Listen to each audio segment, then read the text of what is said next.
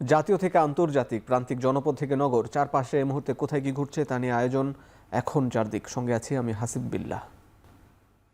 দীর্ঘ 2 যুগ পর রংপুরে যাচ্ছেন বিএনপি চেয়ারম্যান তারেক রহমান। শহরের কালেক্টরেট মাঠ, ঈদগাহ মাঠে নির্বাচনী জনসভায় যোগ দেবেন তিনি। এরই মধ্যে জড়ো হতে শুরু করেছেন নেতাকর্মীরা। এ নিয়ে আরও জানাতে যুক্ত হচ্ছেন জাওয়াদ মাহমুদ। জাওয়াদ, নির্বাচনী জনসভা ঘিরে নেতাকর্মীদের সমাগম কেমন দেখছেন, কি বলছেন তারা?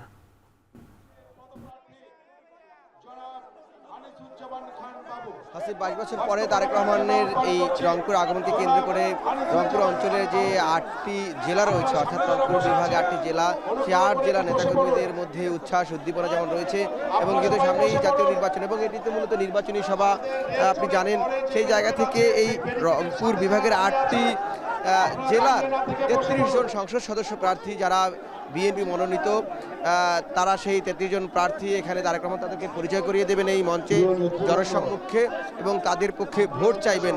এর বাহিরে ইতিমধ্যেই সকাল থেকেই ধীরে ধীরে বিএনপি নেতাকর্মীরা এখানে আসতে শুরু করেছিল, কিন্তু আমরা এই মুহূর্তে দেখছি এই কালেক্টরেট ঈদগাহ মাঠ যেটি রয়েছে সেটি কানায় কানায় পূর্ণ হয়েছে এবং কালেক্টরেট ঈদগাহ মাঠের যে আশপাশের যে সড়কগুলো রয়েছে সেগুলোতে নেতাকর্মীরা তারা পরিপূর্ণ হয়ে গিয়েছে ইতিমধ্যেই। এবং তারেক রহমান যেহেতু বগুড়া থেকে তার কর্মসূচি ছিল এবং বগুড়ায় জুমা নামাজ আদায় করে তিনি রংপুরে গণঅভ্যুত্থানের প্রথম শহীদ আবু সাঈদ তার বাড়িতে যাবেন পীরগাছায়, অর্থাৎ তার যে কবর রয়েছে সেটি জিয়ারত তিনি করবেন এবং এই জিয়ারত করার পরে এখানে আসবেন।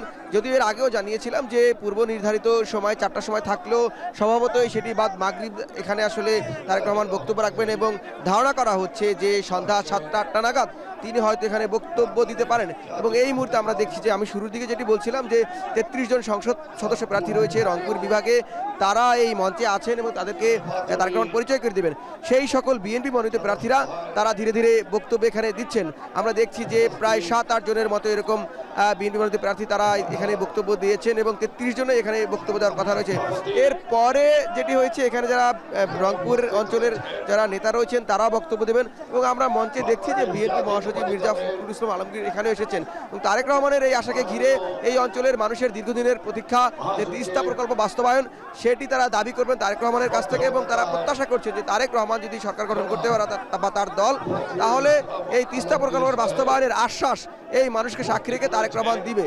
এই ছিল এখন পর্যন্ত রংপুরের কালেক্টর ঈদগাহ মাঠ থেকে তারেক রহমানের নির্বাচনী জনসভার সবশেষ। হাসিবুল্লাহ, রংপুর থেকে যুক্ত ছিলেন সহকর্মী জাওয়াদ মাহমুদ। কুমিল্লার লাকসামে নির্বাচনী জনসভায় যোগ দেবেন জামাত আমির ডাক্তার শফিকুর রহমান। এ নিয়ে বিস্তারিত জানাতে সভাস্থল থেকে যুক্ত হচ্ছেন সহকর্মী মাসুদ আলম। মাসুদ আলম, নির্বাচনী জনসভায় জামাত আমির সেখানে কখন পৌঁছাবেন এবং এখনকার পরিস্থিতি কি দেখছেন, কি বলছেন নেতাকর্মীরা?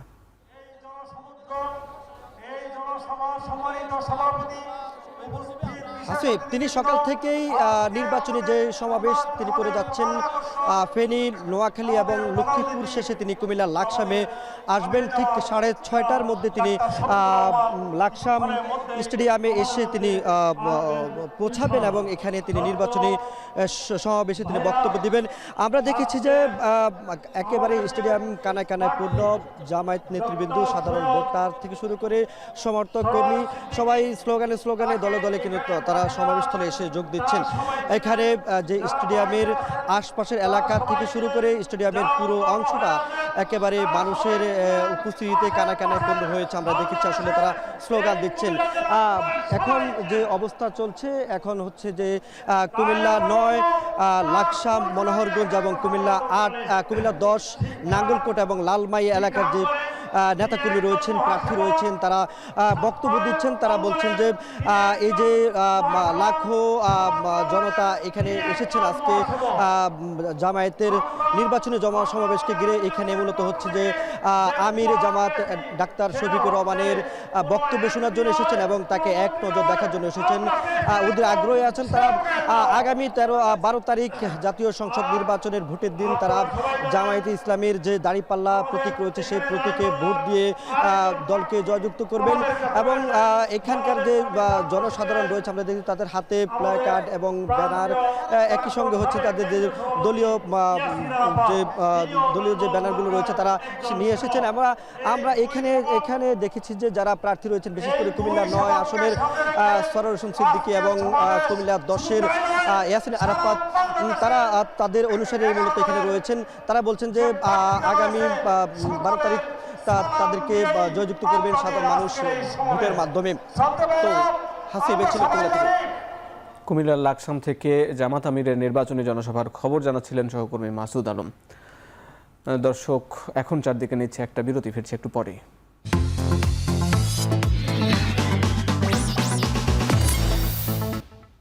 বিরতির পর ফিরলাম, দেখছেন এখন চারদিক। ত্রয়োদশ জাতীয় সংসদ নির্বাচনকে সামনে রেখে ইশতেহার ঘোষণা করছে এনসিপি। সরাসরি চলে যাচ্ছে সেখানে। আমরা আহ্বান করছি আপনারা এনসিপির প্রার্থীকে, 11 দলের প্রার্থীকে আপনারা জয়যুক্ত করুন, সংসদে পাঠান। আমরা ইনশাল্লাহ আমরা আমাদের যে কমিটমেন্ট, সেই কমিটমেন্ট অনুযায়ী বাংলাদেশকে আমরা চেঞ্জ করব এবং জনগণের পক্ষের যে রাজনীতি, সেই রাজনীতি আমরা করে যাব। ধন্যবাদ।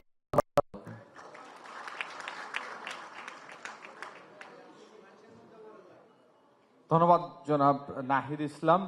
ফাইনালি দেখছিলাম এনসিপি নেতা নাহিদ ইসলাম কথা বলছিলেন এবং ইশতেহার ঘোষণা করছিলেন। দর্শক, এখন চারদিকে নিচ্ছি আরও একটা বিরতি, ফিরছে একটু পরে।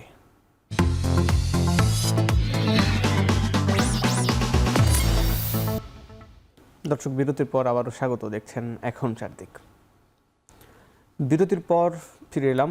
দর্শক, আমরা ত্রয়োদশ জাতীয় সংসদ নির্বাচনের প্রচারণায় অংশ নিয়ে ভোটারদের দ্বারে দ্বারে যাচ্ছেন বিভিন্ন দলের প্রার্থীরা, দিচ্ছেন নানা প্রতিশ্রুতি। ঢাকা 10 আসনের নির্বাচনী প্রচারণার খবর জানাতে যুক্ত হচ্ছি শাহাদাত অব্রের সঙ্গে। অব্র, কেমন চলছে আসনের নির্বাচনী প্রচার? প্রার্থীরা কি প্রতিশ্রুতি দিচ্ছেন? ভোটারদের দাবি কি?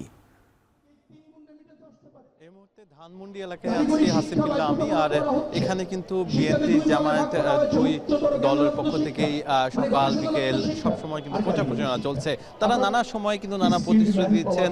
তারা যাচ্ছেন মানুষের দোরগোড়ায়, চায়ের দোকানে, কিংবা এই মুহূর্তে কিন্তু রবীন্দ্র সরোবরে কিন্তু আমরা দেখতে পাচ্ছি তরুণ প্রজন্ম যারা আছে তাদের সাথে প্রশ্নোত্তর পর্ব কিন্তু বিএনপির পক্ষ থেকে হচ্ছে। যিনি কিনা মনোনীত ঢাকা 10 আসনের মনোনীত প্রার্থী শেখ রবিউল আলম, তিনি কিন্তু এখানে কথা বলছেন।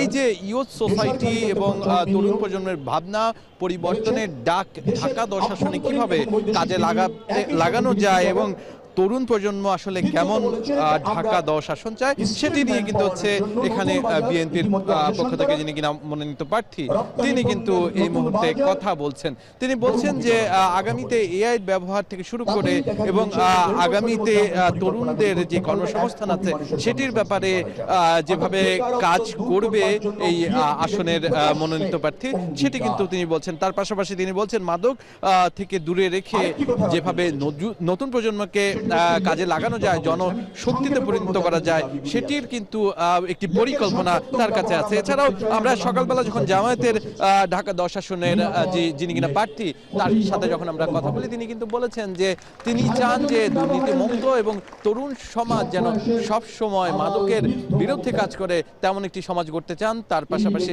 ঢাকা 10 আসনের যেই লেকগুলো আছে, তার পাশাপাশি যেই হাঁটার জায়গাগুলো আছে সেগুলোকে নিরাপদ করতে চান।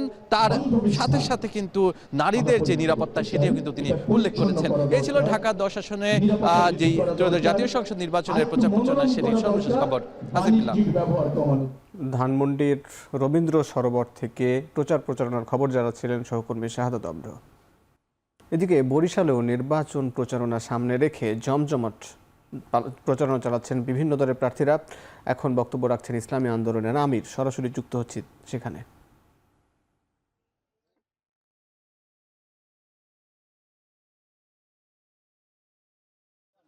কবি সাহেব বাদশার বিরুদ্ধে লিখতেছে, সুতুম সাজি জুফাকারি যে পহলি কি সোয়াব ভি হয়। কোন বাদশার অত্যাচার অবিচার প্রথম থেকে শুরু, আজও একই অবস্থায় চলতেছে, কোনো পরিবর্তন নেই।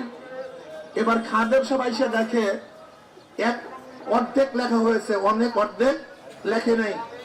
এখন খাদেম সাহেব লিখতেছে সামনে, ওহি আলু কি তরকারি যে পহলি কি সোয়াব ভি হয়। কবির দরবার আসার পরে প্রথম থেকে যে আলু তরকারি দিয়ে ভাত খাওয়া শুরু করছি, আজও কখনো গোস্ত নাই, আলু তরকারি চলতে আছে। তো আপনাদের অবস্থায় এক আলু তরকারি, পরিবর্তন নেই। আমি গরিবদেরকে বলবো একটা বারের জন্য আমাদেরকে পরীক্ষা করবেন ইনশাআল্লাহ। গরিবরা, রিক্সাওয়ালা, ঠেলাওয়ালা, শ্রমিক, মজদুর, তাঁতি, কুলি, ঋষি, চাবা, কুমার যারা আছেন, ইনশাল্লাহ সবাই ঐক্যবদ্ধ হন। এবার অন্য কোনো ধোকাবাজি মার্কা চলবে না। এবার মার্কা আমাদের হাত পাকা। সবার মার্কা, গরিবের মার্কা, শান্তির মার্কা, শান্তির প্রতীক।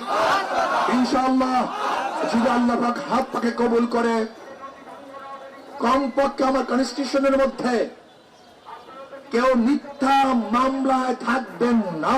ইনশাআল্লাহ কোন মিথ্যা মামলা থাকবে না, মিথ্যা হয়রানি চলবে না, জুলুম অপরাধ করতে দেওয়া হবে না। ইনশাআল্লাহ এবার ঐক্যবদ্ধ ভাবে হাত পাকার জোয়ার সৃষ্টি হয়ে গেছে।